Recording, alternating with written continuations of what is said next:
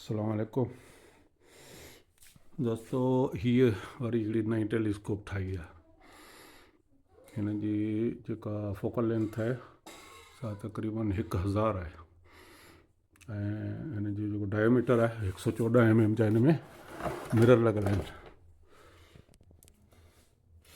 सॼो सिस्टम ठाहियो अथऊं। हीअ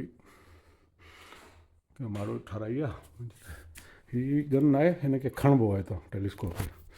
माना जॾहिं तव्हां खणंदव त हितां खणंदो हिनखे ऐं माउंट खे अलॻि खणंदो, पोइ वरी जिते रखणी आहे उते रखी वञी हलाईंदो। अहिड़े हिसाब सां हिन में पोयां जेको आहे हीअ सिस्टम ठहियलु आहे एडजस्टर।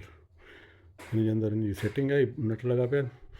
हिन सां तव्हां सेटिंग करे सघो था हिन जी कोलिमेशन वग़ैरह, ऐं हिनखे कढणु चाहियो त हितां झले छिके ॿाहिरि कढी सघो था। ठीकु आहे। उन खां पोइ हीअ हिन जो फॉक्सर आहे। हीअ सॼो मुंहिंजो पंहिंजो ठहियलु आहे।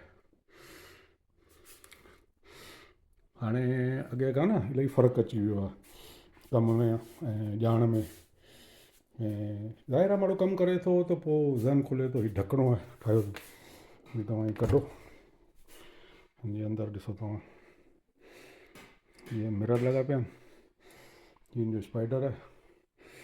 हीअ जेको आहे हीअ स्पाइडर आहे। हिन में सेकेंडरी मिरर लॻल आहे। हिनखे बि तव्हां कढी वरी लॻाए सघो था। माना फोल्डिंग सिस्टम आहे। अंदरि ही मेन मिरर आहे। हीअ ढकिणो ठाहियो अथमि हिन जो, माना तव्हां हीअ मिटी खां दज़ खां बचण लाइ। ऐं हीअ फॉक्सर आहे।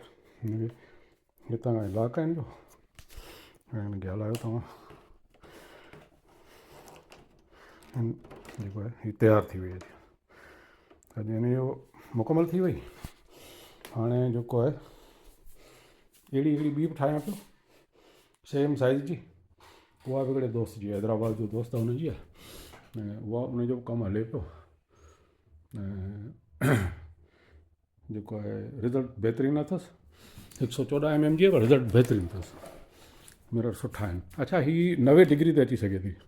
मतिलबु तव्हां ॾिसो त ॾिसो, माना 90 डिग्री ते सिधो मथे जेको ऑब्जेक्ट आहे उहो बि सिधो अची सघे थो 90 डिग्री ते। त हीअ जेको आहे बहितरीनु शइ ठही वई आहे।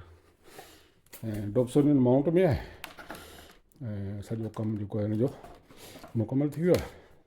हितां खां तव्हां हिनखे खणो, सफ़र में ॿिए में को टेंशन कोन्हे। सफ़र में तव्हां हिनखे खणो, गाॾी में रखो अॻियां सीट ते, हिनखे भले पोयां रखी छॾियो, माउंट खे हलिया वञो जिते वणे वञी लॻाए हलायो।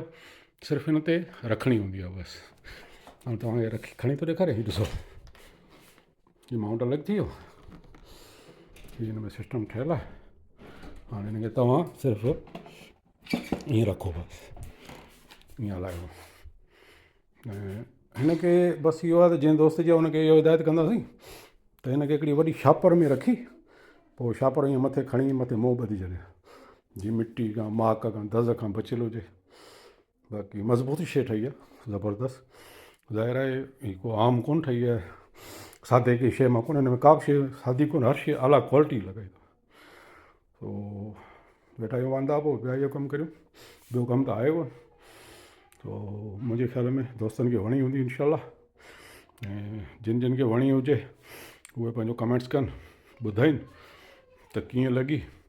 जेकॾहिं कंहिंखे ठाराइणी आहे त ठाराए वठनि, को मसइलो कोन्हे, ठाहे ॾींदासीं। ऐं मुंहिंजो हिन यूट्यूब चैनल ते जेको आहे न उनखे थोरो सपोर्ट कनि दोस्त गॾिजी। त फ़ल्कियात में आउं सिंधी में लिखंदो आहियां, सिंधी में कमु कंदो आहियां सभु। त उन जे करे दोस्तनि खे इहो बि अर्ज़ु आहे त थोरो सपोर्ट कनि मूंखे। ऐं जेको आहे जीअं पाण सिंधीअ में पंहिंजो फ़ल्कियात जेको आहे उहो हिकिड़ो सब्जेक्ट जेको आहे उनजो कमु मुकमल करे सघूं। ऐं जेका बि ॼाण मूं वटि हूंदी आहे, आउं बि ज़ाहिर आहे किथां पढ़ंदो आहियां। ऐं को साइंसदान जाइ जा मूंखां त कोन आहियां न, मिड़ी सिखिया आहियूं। तो ईअं सो हीअ जेको आहे तव्हांजे साम्हूं आहे। जेका ॼाण हूंदी आहे त ॾींदा आहियूं, पर ॾींदा सिंधी में आहियूं। असां ॿी ज़बान न लिखंदा आहियूं, पंहिंजी सिंधी ज़बान में ई करिणो आहे इनशाला कमु। तो हीअ तव्हांजे साम्हूं शइ पई आहे। उमेदु त तव्हांखे वणी हूंदी। हाणे राति जो हिन बल्ब जी रोशनी ते मूं ठाही आहे वीडियो, अलाए कीअं आई आहे। बहरहाल ॾिसी वठो, जेकॾहिं तव्हां में का कमी पेशी हुजे त ॿुधाइजो। शइ माशाल्लाह बहितरीनु ठही वई आहे। हाणे अल्लाह मालिक